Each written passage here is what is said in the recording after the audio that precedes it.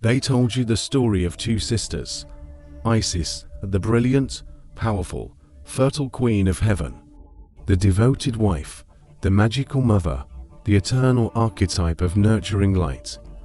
And then there was Nephthys, the other one, the shadow sister, the barren one, a minor, obscure goddess, forever painted in the background, while her radiant sister filled the stage. They reduced her to a whisper, a footnote, a sorrowful echo of Isis's brilliance. But that is not the truth. That is the greatest cover-up in spiritual history, for they did not merely hide a goddess from you, they hid half of your own soul. Nephthys is not the shadow of Isis. She is the sacred darkness from which light itself is born. She is not barren. She is the fertile void of infinite potential. She is not a sidekick. She is the hidden pillar, the silent foundation that holds up the temple of existence itself. The ancients once knew this, but later ages split the divine feminine in two. They taught you to revere the light, the bright, the visible, the maternal, the life-giving Isis. And they taught you to fear, dismiss, and misunderstand the dark, the hidden, the mysterious, the silent Nephthys. Why? Because a person who clings only to their light is predictable, manageable, and forever incomplete. But a person who makes peace with their darkness becomes whole. They become sovereign. And nothing is more dangerous to any system of control than a sovereign soul. You were drawn here for a reason. The shadow sister within your own heart is stirring. She's tired of being ignored. She's ready to reveal the power that dwells only in the sacred, silent dark. To understand the truth of Nephthys, you must unlearn the lies of her name. In the ancient tongue, she is Nebetet, lady of the house, or mistress of the temple enclosure. This is not the name of a secondary figure. This is a title of immense, hidden authority. Isis may rule the visible world, the outer courts, the open sky of ritual. But Nephthys is the keeper of the inner sanctum, the guardian of the hidden chamber, the silent mistress of the Holy of Holies, where the greatest mysteries are kept from unworthy eyes. She is not the goddess of absence. She is the goddess of the veil. Not the barren emptiness, but the womb of all beginnings. They called her barren. They said she had no child. They used this as a weapon to diminish her. But this so-called barrenness is not a flaw. It is a profound symbol. Her womb is not empty. It is the primordial void. The black soil before the seed. The deep night before dawn. The silence before the first word is spoken. This is the prima materia of the alchemists, the undifferentiated field from which all forms are born. To the uninitiated, it looks like nothing. To the mystic, it is everything.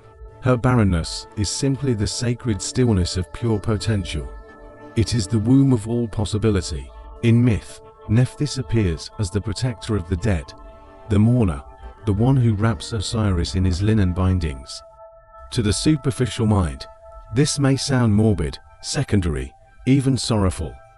But this is no small task. This is the heart of the mystery. The wrappings of Osiris are not mere cloth. They are the chrysalis of transformation.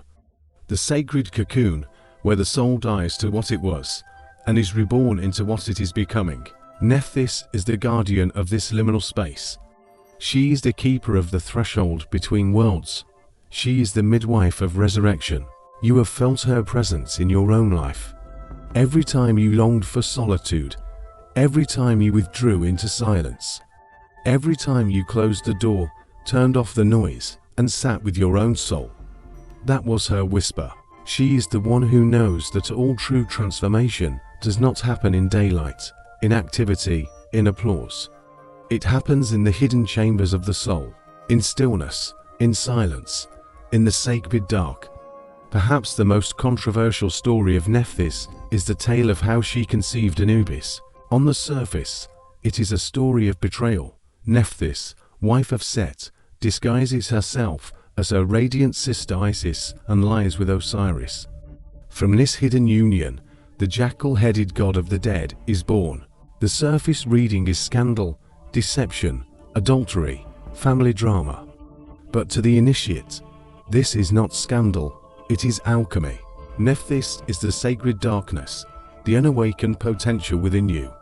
Osiris is the divine order, the archetypal light of cosmic harmony. And so, the shadow self, yearning for awakening, veils itself in the image of light.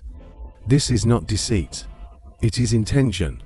It is the darkness choosing union with the highest principle. From this alchemical marriage, a child is born, Anubis, the guide of souls, the one who sees in the dark, the perfect companion for every soul that must cross the unknown. This is the mystery. Your wounds, when embraced by your highest self, give birth to your greatest wisdom. Your shadow, when united with your inner light, produces the guide you need to walk the path of transformation. And Isis, the light bringer, does not reject this child. She embraces Anubis, raising him as her own. This is the secret of integration. Your conscious self must love and embrace the offspring of your shadow's longing. In the central drama of Osiris's death, Isis is seen as the heroine, the seeker who searches for his scattered body. But what of Nephthys? When Osiris is slain, both sisters weep. Their grief shakes the heavens, yet each weeps differently. Isis's grief is active, questing. She sets out to restore what was broken. Nephthys' grief is still, holding. She does not leave the body. She sits in the dark, unflinching before the silence of death. Together they take the form of two kites, birds of prey, hovering over the body of Osiris. Their cries are not merely sorrow, they are incantations, pulling his spirit back from the abyss. Without Isis's quest, there is no gathering of the pieces. Without Nephthys' silent holding, there is no resurrection. One is the voice, the other the silence that makes the voice possible. Nephthys is not simply the mourner. She is the womb of resurrection, the anchor of transformation. But history could not allow such complexity. The rise of patriarchal religion demanded a war on wholeness. They split the goddess in two. They raised the bright, fertile, maternal half, Isis, Mary, Sophia, the good mother, the acceptable face of the feminine. But the other half, the dark, mysterious, untamable Nephthys, they demonized. She became the crone, the witch, the devourer, the feared hag in the woods. This was no accident. It was a campaign to make humanity fear its own shadow. And so we inherited a culture terrified of the dark, terrified of endings, terrified of grief, terrified of silence, addicted to the illusion of endless light, endless growth, endless progress. But without Nephthys, without endings, there can be no true beginnings. Yet now, something ancient is stirring. Around the world, people are awakening to the necessity of shadow work, of ancestral healing, of honoring grief. This is the return of Nephthys. You feel it within yourself. The call to stop bypassing your pain with empty positivity. The hunger to embrace the full spectrum of your being, the joy and the sorrow, the light and the dark. This is Nephthys, rising again from the silence.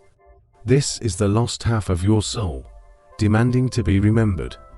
To awaken her within yourself, you must begin with silence. Claim your inner sanctuary, make space for solitude. Do not fear the stillness. It is not empty. It is pregnant with wisdom. Do not reject your grief. It is holy water, washing the soul. Do not deny your shadow. It is the soil where your brightest light takes root. Nephthys teaches you to weep as a prayer, to sit with endings as a sacred rite, to trust the void as the womb of your rebirth. And the paradox is this: the more you honor your darkness, the brighter your light becomes. Your Isis shines more brilliantly because she is held by Nephthys. Your light becomes uncheckable because it is no longer afraid of shadow. You are not half a soul. You are not meant to be only light. You are the union of both sisters. Nephthys was never forgotten. She has been waiting, quietly, in the hidden sanctuaries of your own heart.